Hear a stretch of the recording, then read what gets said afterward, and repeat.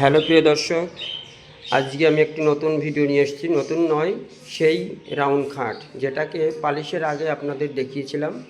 তা আজকে polish complete হয়ে গেছে, যথারীতি কাস্টমারের রুমে নিয়ে চলে এসেছি।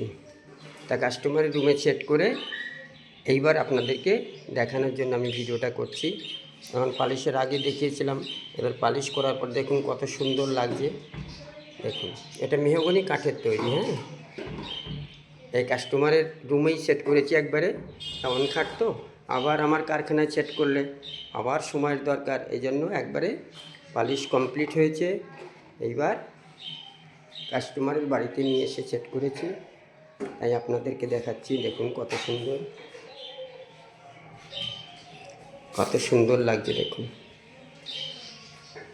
উপরটা প্লাই, হয়তো মনে হবে যে এটাও সেগুন কাঠ, না, উপরটা প্লাই দিয়েছি। হ্যাঁ, প্লাই দিয়ে সুন্দর, দেখুন সেগুনের ভেনাজ করে পালিশ করে দিয়েছি।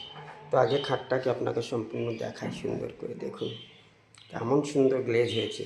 এটা কিন্তু পিউ পালিশ নয়, এটা আমার নিজের হাতেরই পালিশ, প্লেন গালা পালিশ।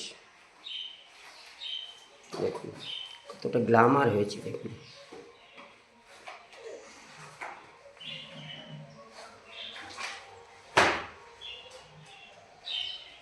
এবার এদিকটা আরও কম পড়ছে, এদিকে আর দেখাতে পারছি না, যাই হোক।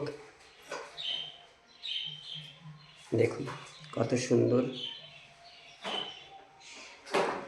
এবারে আপনাদের স্টোরেজটা দেখাও একটু স্টোরেজটা দেখাও। দেখুন স্মুথলি, দেখুন পুরো স্টোরেজটা দেখুন একবার।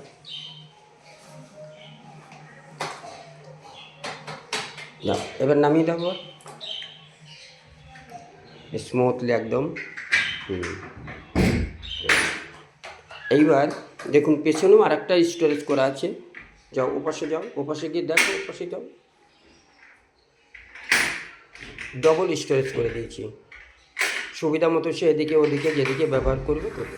দেখুন এই দেখুন, এটাতেও স্টোরেজ আছে, অনেক জায়গা, অনেক জায়গা। বন্ধ করে দাও আবার।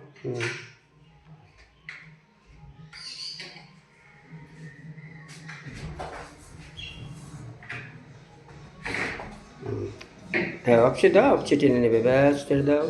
হ্যাঁ, একদম স্মুথলি সুন্দর। তা দেখুন, এই ভিডিওটা দেখে যদি আপনাদের ভালো লাগে তাহলে অবশ্যই একটা লাইক করবেন। আর এই রকম নিত্য নতুন ভিডিও দেখবার জন্য আমার চ্যানেলের পাশে থাকবার জন্য একটু অনুরোধ রেখে আজকের মতো এখানে রাখছি।